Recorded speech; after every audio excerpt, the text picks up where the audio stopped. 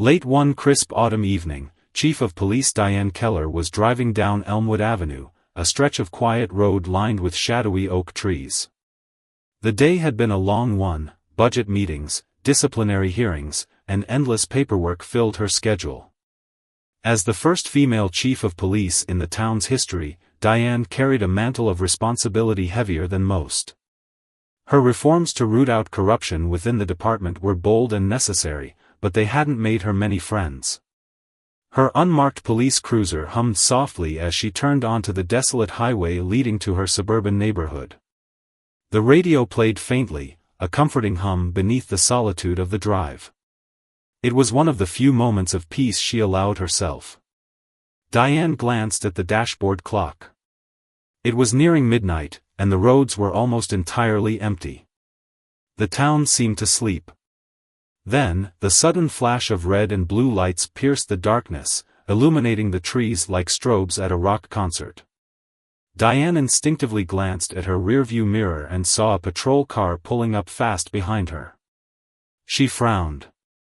There had been no infractions, she wasn't speeding, and her tail lights were intact. Still, she dutifully flicked on her turn signal and pulled over to the shoulder, parking beneath the shadow of an overhanging tree. Her heart beat faster than she cared to admit. Even as chief of police, there was something unnerving about being stopped in the dead of night. Diane reached for her badge, ready to explain the misunderstanding, when she caught sight of the officers stepping out of the cruiser behind her. Both were in full uniform, their faces obscured by the glare of their own headlights.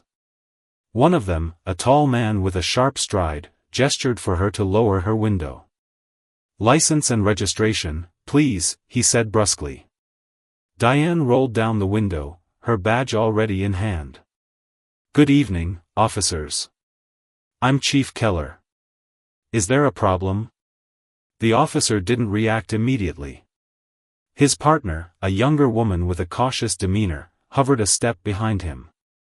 The man studied Diane's badge before glancing at her face. There was a flicker of recognition, but instead of apologizing or stepping back, his expression hardened. "Chief or not, ma'am, you were swerving back there. Have you been drinking tonight?" His voice was cold, almost accusatory. Diane blinked, her stomach tightening. Swerving? That was absurd. "I assure you, I haven't had a drop of alcohol. Perhaps there's been a misunderstanding." The younger officer stepped closer, her hand resting lightly on her holstered weapon.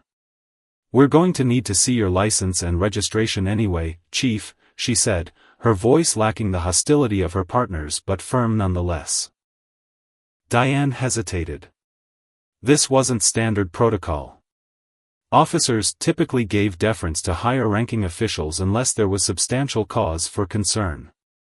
Still, she complied, retrieving her license and registration from the glove compartment. The man took the documents and walked back to their cruiser, leaving Diane with the younger officer. "What's going on here?" Diane asked, her tone sharper now. "You must know this isn't procedure."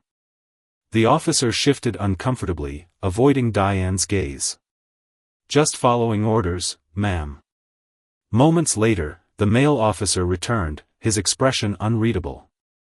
"Step out of the vehicle, Chief Keller." Diane's pulse quickened. "Excuse me?" "You heard me," he said, gesturing impatiently. "Step out of the car." Her mind raced. This wasn't just irregular, it was outright suspicious. But resisting would only escalate the situation. She opened the door and stepped out, her badge still clutched tightly in her hand. "Turn around and place your hands on the hood," the officer barked. Diane froze. "What are you doing? This is completely out of line." The younger officer glanced nervously at her partner but didn't intervene. The man stepped closer, his hand hovering near his belt. "Ma'am, we have reason to believe there's contraband in your vehicle. Now, place your hands on the hood." Diane's stomach churned. Contraband? This was preposterous. She stared at the man, searching his face for any sign of reason, but his cold demeanor gave nothing away. Slowly, she complied, placing her palms against the cool metal of the car's hood. The man began to pat her down, his movements professional but invasive. Diane clenched her jaw, humiliation and anger bubbling inside her. The younger officer circled to the back of the car, her flashlight sweeping over the trunk. Moments later, she called out, "Sir, you need to see this." Diane turned her head slightly, her heart pounding. The male officer walked to the back, and there was a hushed exchange before he returned, his expression darker than before. "Chief Keller," he said, his voice dripping with false politeness, "care to explain the large bag of cash and narcotics in your trunk?" Diane's world tilted. "What?" she gasped. "That's impossible." "I don't." "You're under arrest," the man interrupted, pulling out a pair of handcuffs. "No." Diane stepped back, her hands raised. "This is a setup. I don't know where that came from." The younger officer looked uneasy but said nothing. The male officer grabbed Diane's wrist, snapping the handcuffs into place with an efficiency that spoke of practice. "You have the right to remain silent," he began, reciting the Miranda rights with mechanical precision. Diane's mind reeled as she was led to the patrol car and shoved into the back seat. She couldn't believe what was happening. This was more than a routine stop, this was an orchestrated attack, and she was the target. The implications were staggering. Who had done this? And why? As the patrol car sped away, the red and blue lights casting eerie patterns on the surrounding trees, Diane's thoughts raced. She had spent her career fighting for justice, rooting out corruption, and now she was being framed as a criminal. The betrayal cut deep. But as despair threatened to take hold, a steely resolve began to form. Whoever was behind this, they had underestimated her. Diane Keller wasn't going down without a fight. The hum of the engine was the only sound that filled the patrol car as it cruised through the deserted streets.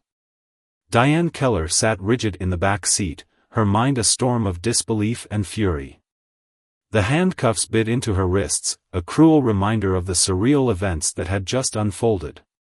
She stared out of the window as the darkened buildings of the town she had sworn to protect slid past, now distorted and unfamiliar in the dim light. The town hall clock struck midnight, each chime echoing in her chest like a countdown to an inevitable reckoning. Officer Mark Daniels, the one who had placed her under arrest, sat in the front seat, hands steady on the wheel, eyes fixed forward. His partner, Officer Lindsay Carter, shifted uneasily, casting furtive glances at Diane through the rearview mirror. The tension was palpable, thick enough to choke on. Diane could feel the weight of something unspoken hanging in the air between them. "Mark," Lindsay said, her voice barely above a whisper, "maybe we should." "We're following protocol," Mark interrupted, his voice clipped and cold. "Doesn't matter who she is." Diane leaned forward, the metal chain of the cuffs rattling as she spoke. "Officer Daniels, you know this is wrong. That bag in my trunk wasn't mine. You know me, this isn't how I operate." Mark's jaw tightened, but he didn't respond. "Daniels," Diane pressed, her voice firm but controlled, "if you want to keep pretending this is standard procedure, fine. But at least give me the courtesy of telling me why you're doing this." He exhaled sharply, his grip tightening on the wheel. "I'm doing my job, Chief. Same as I always have." "That's not an answer," Diane said sharply. "Someone planted that evidence. And I'm guessing you know more than you're letting on." The car slowed as they approached the station, the lights from the parking lot washing over them. Diane's heart sank as she saw several other patrol cars waiting, as if they had anticipated this moment. A small group of officers stood near the entrance, their faces unreadable, but their postures stiff and alert. The car came to a stop, and Mark stepped out without another word, moving around to open the back door. Diane hesitated for a brief second before stepping out onto the concrete, squinting as the harsh fluorescent lights bore down on her. The other officers said nothing as she was led through the entrance, their gazes fixed somewhere just past her shoulder, unwilling, or perhaps afraid, to meet her eyes. Inside, the station was eerily quiet. Diane's heels clicked against the polished tile floor as Mark guided her toward the holding cells, bypassing the usual booking process. Lindsay trailed a few steps behind, her eyes darting nervously between Mark and Diane. "Mark, this is unnecessary," Lindsay finally said, her voice tight. "She doesn't need to be in a cell. She's the chief." "Not tonight, she's not," Mark replied flatly. Diane stopped in her tracks, refusing to take another step. She turned to Mark, her gaze piercing. "Who put you up to this?" Mark met her eyes for the first time since the arrest, and for a brief moment, Diane saw something flicker in his expression, regret, perhaps, or doubt. But just as quickly, it was gone. "Go ahead," he said quietly, unlocking the heavy iron door to the cell. Diane stepped inside, the cold air hitting her like a slap. The door clanged shut behind her, the echo reverberating through the empty corridor. She turned slowly, staring at Mark through the bars. "You're making a mistake," she said evenly. He didn't respond, turning on his heel and disappearing down the hall with Lindsay close behind. Diane sank onto the small bench in the corner of the cell, the reality of her situation settling heavily over her. For the first time in her career, she was on the wrong side of the bars. Her mind raced, replaying every interaction, every decision from the past few months, searching for clues, any indication of who might have orchestrated this. It wasn't long before footsteps echoed down the hall again. Diane looked up, expecting Mark or Lindsay, but instead, she was met with the sight of Sergeant Karen Wells, one of her closest confidants. Karen's face was pale, her usually confident stride replaced by hesitant steps. Karen stopped just outside the cell, gripping the bars tightly. "Diane, what the hell is going on?" "I was hoping you could tell me," Diane replied, standing. Karen shook her head, exhaling heavily. "This doesn't make sense. Daniels won't tell me anything. Internal Affairs is already involved. They're saying they found evidence of a smuggling operation, cash, drugs, all traced back to your car." "That's impossible, and you know it," Diane said. "Someone planted it there. This isn't just about me. It's bigger than that." Karen's eyes narrowed. "I agree. But why? Who would go this far to frame you?" Diane crossed her arms, leaning against the cold wall. "Someone in the department is dirty. I've suspected it for months, but I didn't think they'd go to these lengths." Karen's expression darkened. "If that's true, then they won't stop at this. You're a threat to them." Diane's gaze sharpened. "Which is exactly why I need to get out of here. And I need you to help me do it." Karen hesitated, glancing around the empty corridor. "You know this won't be easy. Whoever's behind this has influence. If I push too hard—" "I'm not asking you to break me out," Diane interrupted. "I just need you to dig. Quietly. Find out who's pulling the strings. Start with Daniels, he knows something." Karen nodded slowly. "All right. But you stay put and let me handle this. Don't give them any reason to make things worse." Diane managed a small smile. "I don't think things can get much worse." As Karen disappeared down the hall, Diane sat back down, her mind racing once more.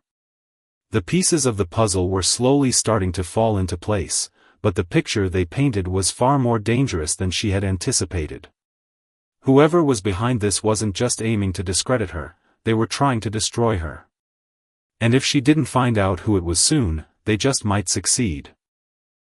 The hum of the fluorescent lights overhead seemed louder in the stillness of the holding cell. Diane Keller sat in the corner, her back against the cold cinderblock wall, eyes locked on the steel bars in front of her. Her breathing was slow and deliberate, but her mind raced, dissecting every detail of the past few months, every decision she'd made, and every enemy she might have unknowingly created. The thought that haunted her most wasn't that she had been set up, it was the nagging suspicion that this betrayal had been brewing under her nose for far longer than she realized. Trust was the foundation of leadership, and as chief of police, she had entrusted the integrity of her department to the very officers who now treated her like a suspect. That sting ran deeper than the charges hanging over her head. The minutes stretched into an hour, and with every passing moment, the walls felt like they were inching closer, pressing down on her. The echo of boots striking the tile floor cut through the quiet like a blade, drawing her attention toward the far end of the corridor. She expected to see Mark Daniels or maybe Karen Wells returning with news, anything to help her piece together the puzzle. Instead, a tall figure emerged from the shadows, his silhouette cutting a stark contrast against the pale light of the station. Captain Richard Monroe. His presence sent a ripple of unease through Diane. Monroe was old school, a relic of the department's grittier days before she took office and implemented the reforms that earned her both praise and resentment. He had opposed nearly every change she introduced, and though their disagreements had never been overtly hostile, there was always something simmering beneath the surface. Diane, Monroe greeted with a nod, his voice deep and smooth, like oil slick on water. His eyes held the calculated calm of a man who rarely let emotion slip past his armor. "Didn't expect to find you here tonight." Diane rose to her feet slowly, meeting his gaze through the bars. "Didn't expect to be here, Captain. Funny how life surprises us." Monroe's mouth twitched, almost forming a smirk. "Word travels fast. It's already making the rounds. Chief of police caught with enough narcotics to supply half the city. Not exactly the headline the town needs." She narrowed her eyes, studying him carefully. "And you came down here out of concern for the department's reputation? Or was it curiosity?" "A little of both," he admitted, stepping closer until he was just outside the cell. His eyes flicked briefly to the handcuffs still locked around her wrists. "They really went all out, didn't they?" Diane didn't respond, letting the silence stretch between them like a taut rope. "You and I have been at odds over a lot of things," Monroe continued, his tone softening just slightly. "But even I know this doesn't feel right. Mark Daniels isn't the type to take initiative on something like this. He follows orders." Diane tilted her head, her eyes narrowing. "Whose orders do you think he's following?" Monroe exhaled through his nose, folding his arms across his broad chest. "If I had to guess. Someone higher than me. But the list isn't long." She caught the implication immediately. The mayor, the district attorney, maybe even the state police, there were only a handful of people with the authority to orchestrate something of this magnitude without tipping their hand. But why now? Why in such a blatant, reckless way? Diane stepped closer to the bars, lowering her voice. "Monroe, if you know something, you need to tell me. This isn't just about me, whoever's pulling the strings isn't going to stop until they have complete control." His gaze lingered on her for a long moment, as if he were weighing something invisible in his mind. Then, without warning, he reached into his pocket and pulled out a small folded piece of paper, sliding it through the bars. Diane hesitated only for a second before taking it. "Consider this a breadcrumb," Monroe said quietly. "But if you follow it, don't expect to like why. Oh, you find." Before she could ask anything else, Monroe turned on his heel and strode back down the corridor, his footsteps fading into the distance until she was alone once more. Diane unfolded the paper carefully. A single address was scrawled across it in Monroe's neat handwriting, an address she recognized immediately. It was an abandoned warehouse on the outskirts of town, one that had been at the center of an investigation months ago. The case had gone cold, swept under the rug after key evidence mysteriously vanished. Her heart thudded against her ribs. If Monroe was pointing her toward that warehouse, it meant whatever was happening to her now was directly tied to that case. Before she could dwell further, the sound of the heavy iron door creaking open interrupted her thoughts. Karen Wells returned, her expression tight with concern. She held a key in her hand, glancing over her shoulder to ensure no one else was watching. "I couldn't sit by and let them do this to you," Karen whispered, unlocking the cell door. "But we have to move fast. If they catch me doing this." "They won't," Diane cut in, stepping out of the cell. She placed a reassuring hand on Karen's shoulder. "Thank you." Karen handed Diane her belongings, her eyes flicking nervously toward the hallway. "What now? If Daniels and the others are in on this, they'll be watching every move you make." Diane tucked the paper Monroe had given her into her pocket. "I have an idea where to start. But I need you to do something for me." Karen nodded without hesitation. "Anything. Keep an eye on Daniels," Diane said. "If he makes any sudden moves, I need to know.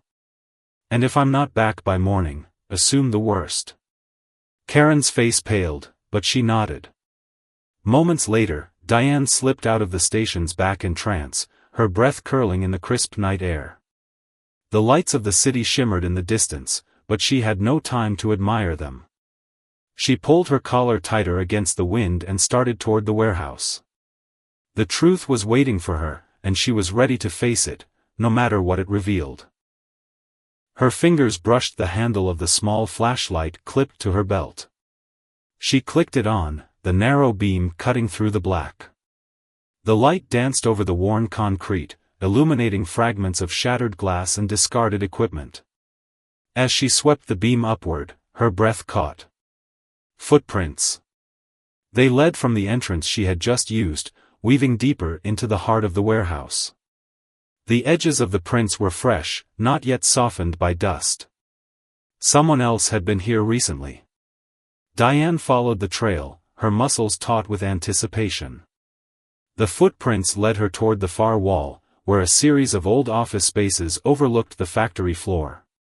She reached the base of the metal staircase and paused, her eyes narrowing as she spotted something half hidden behind a stack of crates near the wall. A faint glimmer of light, the screen of a phone, partially obscured.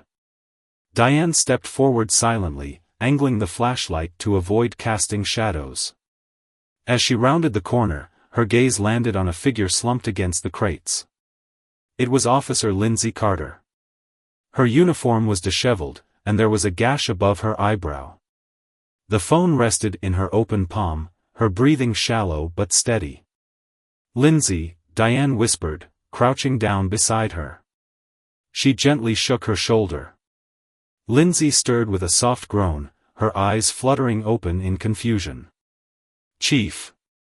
Lindsay's voice was weak, but recognition flickered in her eyes. What are you doing here?" Ely moving her lips, "When I say run, you run." Lindsay's fingers tightened around Diane's sleeve. Mark's eyes met hers, and for the first time, she saw it, the guilt. The hesitation. Lindsay's feet barely touched the ground as she bolted toward the exit, her hand slipping from Diane's grip the moment the word left her lips. Diane didn't follow immediately. She stood her ground, eyes fixed on Mark Daniels and the three men who lingered like shadows at his back. The crowbar-wielding figure took a step forward, testing the space between them like a predator circling prey. "You're making this harder than it needs to be, Diane," Mark said, his voice devoid of warmth. The exhaustion beneath his words was evident, but there was something else, too, resignation. Diane's pulse thudded in her ears. "If you wanted this to be easy, you wouldn't have dragged me here, Mark. You knew I'd find out." Her eyes flicked between the men, calculating their movements, the space between them.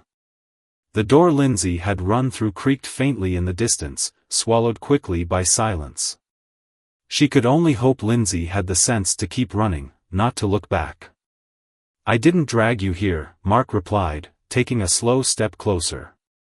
His hand still lingered inside his jacket, and Diane knew better than to assume he was fiddling with anything harmless. "You walked into this all on your own." I warned you for months to stop poking around, but you couldn't leave it alone. Because people are dead, Diane snapped, the weight of her voice cutting through the stillness. People we were sworn to protect. And someone in this department let it happen. Mark's jaw tightened, his gaze flicking to the men beside him as if he feared how much he was already saying. One of them shifted impatiently, the scrape of his boots against the concrete filling the silence. Did Monroe send you? Diane pressed. Or does this go higher than him? At the mention of Monroe's name, one of the men exhaled sharply, a dark laugh slipping out as he exchanged glances with his companions. Diane caught the subtle exchange but said nothing. If Monroe wasn't the highest point in the chain, then whoever was pulling the strings had more reach than she initially thought. Monroe's got nothing to do with this, Mark muttered under his breath, but his eyes betrayed him. Don't do this, Mark, Diane said softly. It's not too late. But the moment shattered as one of the men raised the crowbar. Run, Diane whispered. Diane latched onto the slip. But someone does. And they have enough leverage to make you do their dirty work. Mark's lips pressed into a thin line. The men behind him grew restless, one of them finally stepping forward to close the distance. His grip on the crowbar tightened, and the overhead light caught the faint scars along his knuckles, old, jagged reminders of a life spent fighting battles he wasn't supposed to win.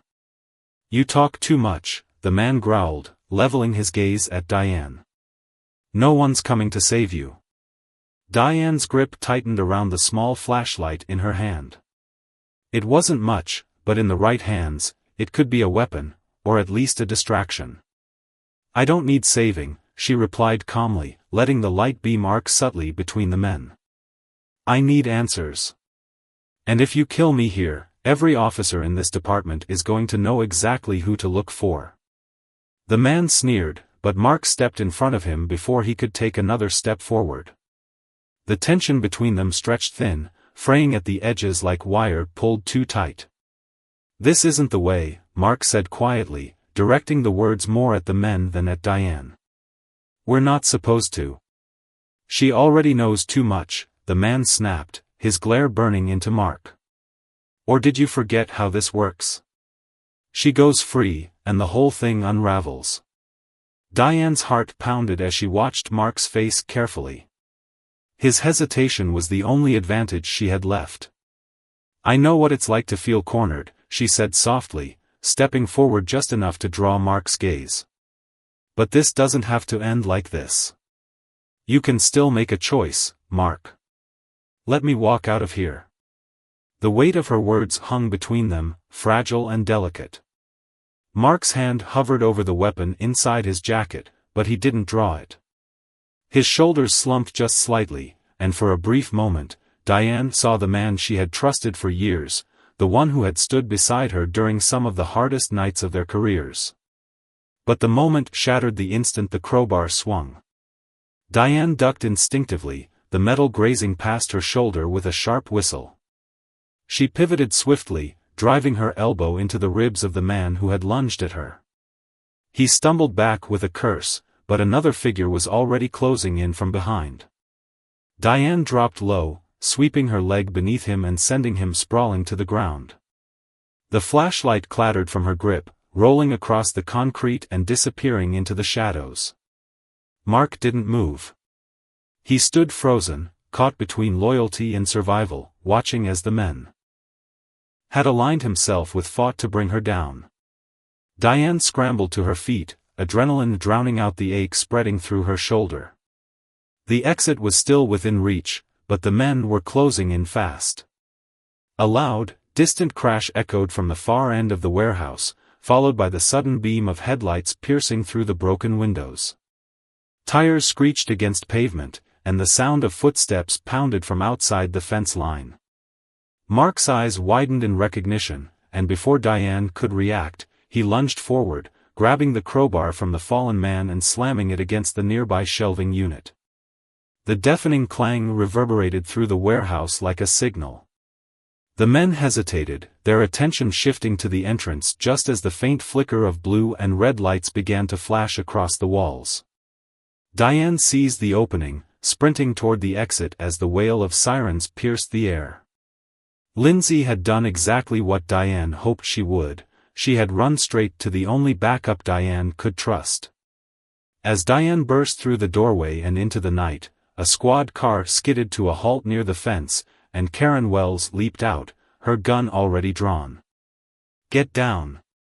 Karen shouted, training her weapon on the figures inside.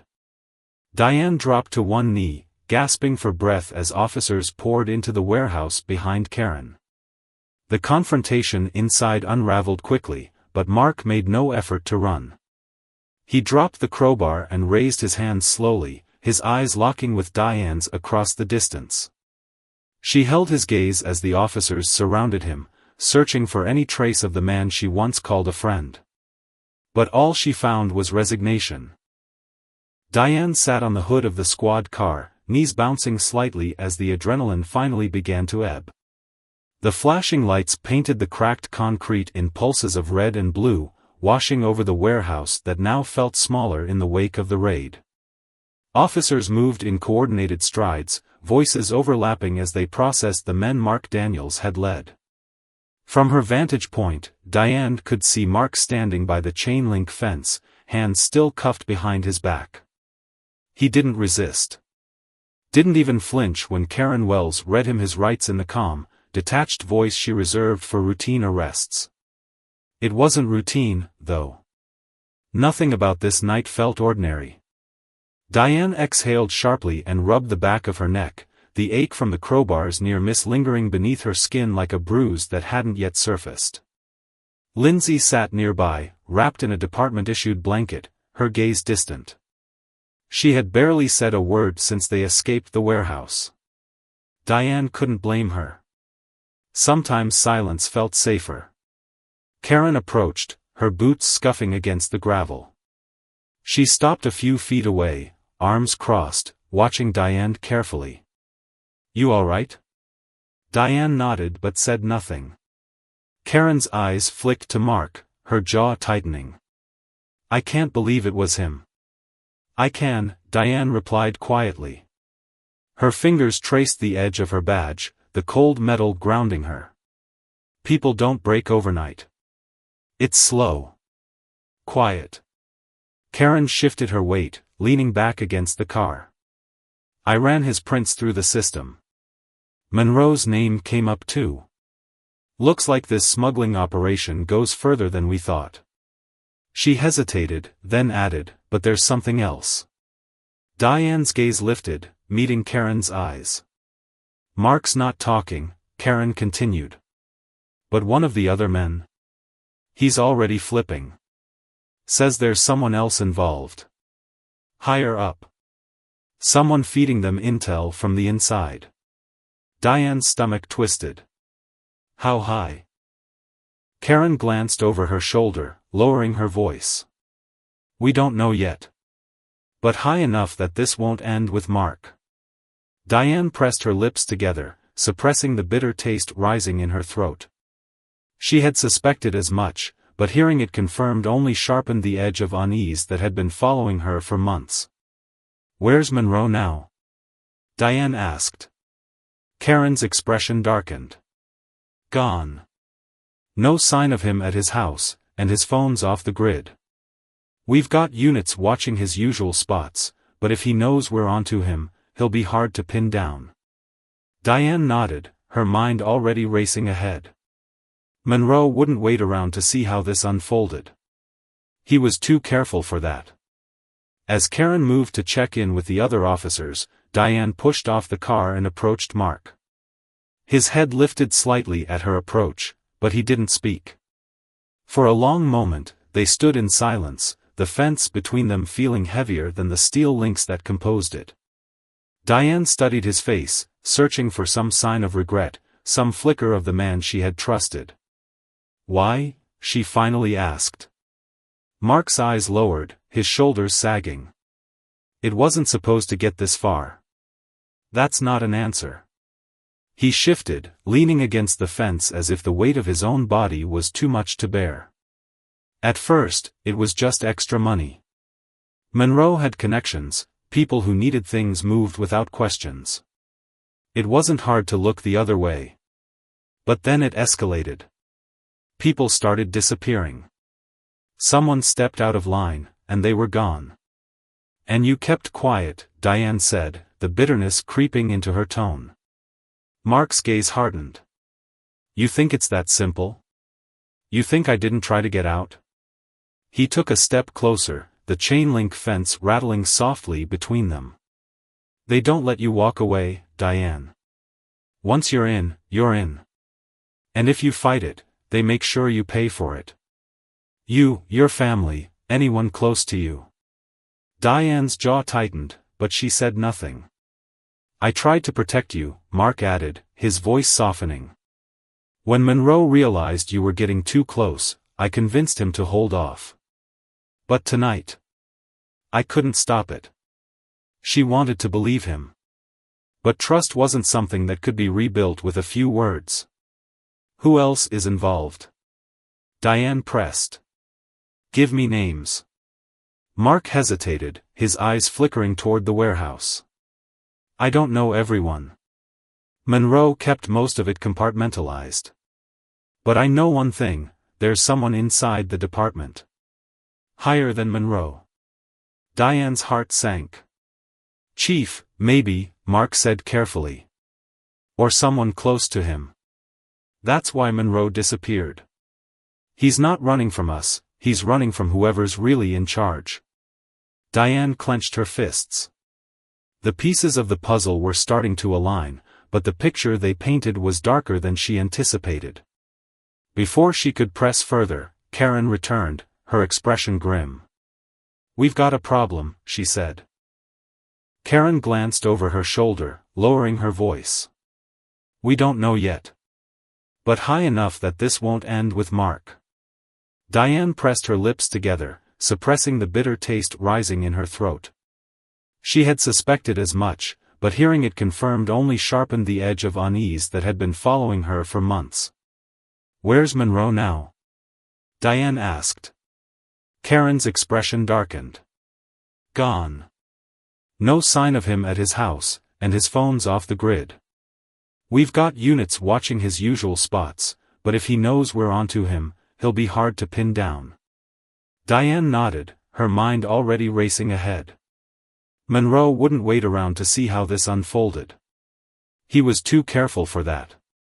As Karen moved to check in with the other officers, Diane pushed off the car and approached Mark. His head lifted slightly at her approach, but he didn't speak. For a long moment, they stood in silence, the fence between them feeling heavier than the steel links that composed it. Diane studied his face, searching for some sign of regret, some flicker of the man she had trusted. Why? She finally asked.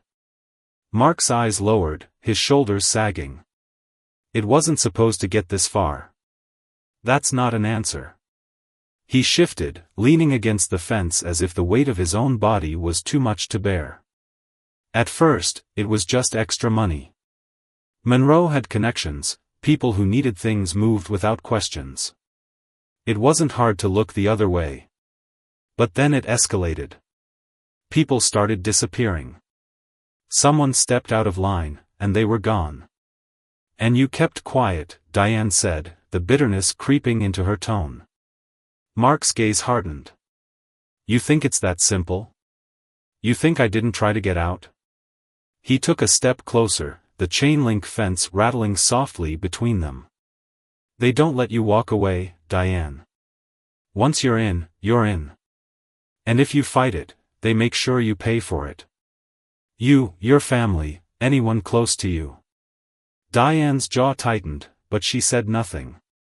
I tried to protect you, Mark added, his voice softening. When Monroe realized you were getting too close, I convinced him to hold off. But tonight, I couldn't stop it. She wanted to believe him. But trust wasn't something that could be rebuilt with a few words. Who else is involved? Diane pressed. Give me names. Mark hesitated, his eyes flickering toward the warehouse. I don't know everyone. Monroe kept most of it compartmentalized. But I know one thing, there's someone inside the department. Higher than Monroe. Diane's heart sank. Chief, maybe, Mark said carefully. Or someone close to him. That's why Monroe disappeared. He's not running from us, he's running from whoever's really in charge. Diane clenched her fists. The pieces of the puzzle were starting to align, but the picture they painted was darker than she anticipated. Before she could press further, Karen returned, her expression grim. We've got a problem, she said.